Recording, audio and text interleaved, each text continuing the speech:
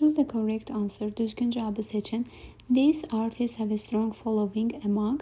Variantlara diqqət etsək, sifətin düzgün formasını təyin etməliyik.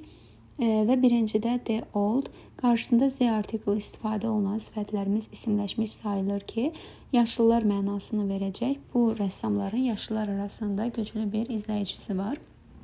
İkincidə old people, yenə yaşlı insanları nəzərdə tutur. Bir növ the old'un isimlə ifadə olunan sinonimi kimi götürə bilərik ikincini.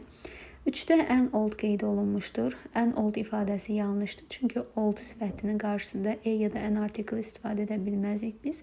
Əgər özündən sonra sayılan tək isim istifadə olunarsa, o zaman ən old məsələn person şəklində verilə bilərdi. Dördüncüdə the old qeyd olunmuşdur ki, sifətlərimiz s qəbul edərək cəmlənmir. Qarşıda the article istifadə olunması onun cəmlənmiş versiyasını bizə təqdim etdiyi üçün 1 və 2 doğru cavabımız olacaqdır.